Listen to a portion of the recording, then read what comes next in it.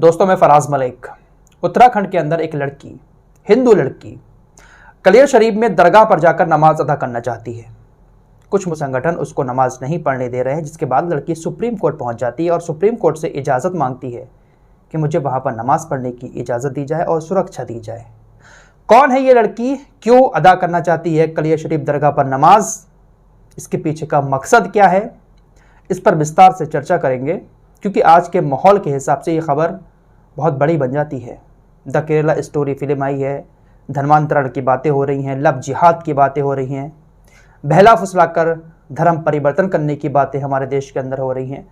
तो इसलिए ये खबर बहुत ज़रूरी है। लेकिन पहले आज के दिन की टॉप हेडलाइन आपके सामने रखते हैं। पहली खबर बिहार के यूट्यूबर मनीष कश्यप से जुड़ी है। 11 महीने तक मनीष कश्यप अब जेल के अंदर रहेगा। तमिलनाडु के राज्यपाल ने मुहर लगा दी है एनएसए पर, जिसके चलते हुए मनीष कश्यप को अब 1 साल तमिलनाडु के अंदर जेल में गुजारना पड़ेगा। पुलिस हिरासत में रहेंगे, क्योंकि एनएसए कानून लगने के बाद पुलिस 12 महीने तक किसी को भी हिरासत में रख सकती है और इसमें जमानत की भी कोई संभावना नहीं होती है। तो 1 साल तक मनीष कश्यप को जेल में रहना पड़ सकता है। कई सारी मीडिया वेबसाइट ने इस खबर को ब्रेक किया है। अगली खबर प्रधानमंत्री मोदी जी के मन की बात से जुड़ी है। प्रधानमंत्री मोदी जी ने 30 अप्रैल को मन की बात का 100वां एपिसोड किया। इस मौके पर बीजेपी ने बहुत बड़े पैमाने पर तैयारियां की थी। जहां जहां पर बीजेपी की सरकार है, स्कूलों में, हॉस्पिटलों में मन की बात सुनने का एक आयोजन किया गया। बच्चों को मन की बात सुनाई गई स्कूली। ऐसा ही एक स्कूल सामने आया उत्तराखंड से, जहां पर बच्चों को प्रधानमंत्री मोदी जी की मन की बात का 100वां एपिसोड सुनाया गया। लेकिन जो बच्चे एपिसोड सुनने के लिए हाजिर नहीं हुए थे, उनके व्हाट्सएप ग्रुप पर एक मैसेज पहुंचता है जिसमें लिखा जाता है कि 100 रुपये आपसे फाइन लिया जाएगा। जिन बच्चों ने प्रधानमंत्री मोदी जी की मन की बात नहीं सुनी, स्कूल में आकर उनसे 100 रुपये का फाइन लिया जाएगा।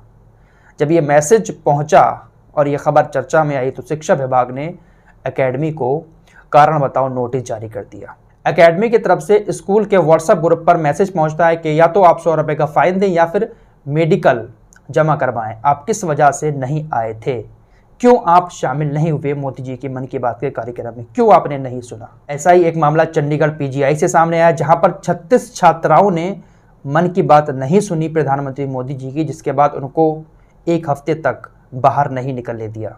दरअसल 30 अप्रैल को प्रधानमंत्री मोदी जी ने जो मन की बात का कार्यक्रम किया था, उसको सुनने के लिए पीजीआई की तरफ से एक लिखित आदेश जारी किया था कि सभी बच्चे, जितने भी नर्सिंग के बच्चे हैं, सभी बच्चे मन की बात का कार्यक्रम सुने। लेकिन नर्सिंग 3rd ईयर की 28 और 1st ईयर की 8 छात्राओं ने मन की बात का कार्यक्रम नहीं सुना, जिसके बाद उनको 7 दिन तक हॉस्टल और पीजीआई से बाहर नहीं जाने दिया गया। उनको सजा के तौर पर 7 दिन तक हॉस्टल और पीजीआई में ही रहने का आदेश दिया गया। आज ये खबर चर्चा में आई, कई सारी मीडिया वेबसाइट ने इस खबर को भी ब्रेक किया है।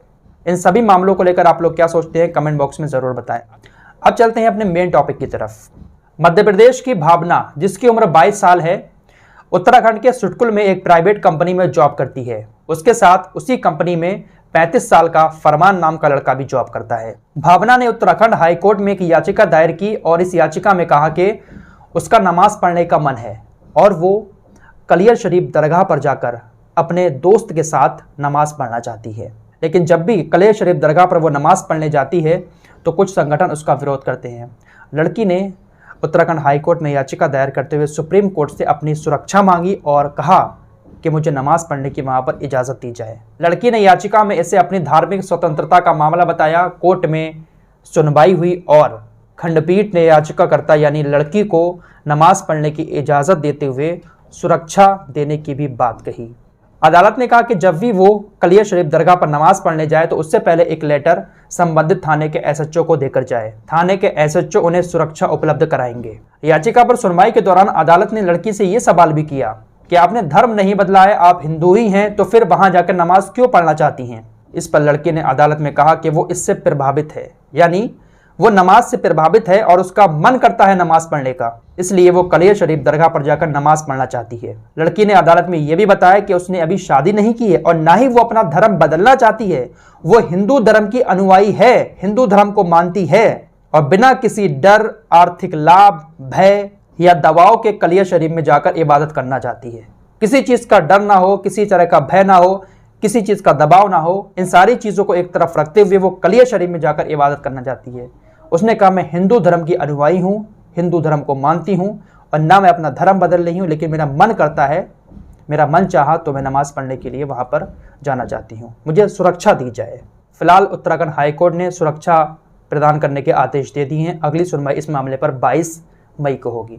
तो इस तरह के मामले भी हमारे देश के अंदर सामने आ रहे हैं और हो सकता है कि इस मामले में कुछ नया एंगल कुछ लोग निकाल लें कि वो अपने दोस्त के साथ, मुस्लिम दोस्त के साथ कंपनी में जॉब करती है तो मुस्लिम दोस्त ने इसका ब्रेन वॉश कर दिया। उस तरह की बातें हो सकता है आने वाले वक्त में हो जाए, लेकिन लड़की का कहना है मैं ना धर्म बदल रही हूँ, मेरा मन किया, मैं इससे प्रभावित हूँ तो मैं नमाज़ पढ़ना चाहती हूँ। धार्मिक स्वतंत्रता के आधार पर लड़की चाहे तो वहाँ पर जाकर नमाज़ पढ़ सकती है।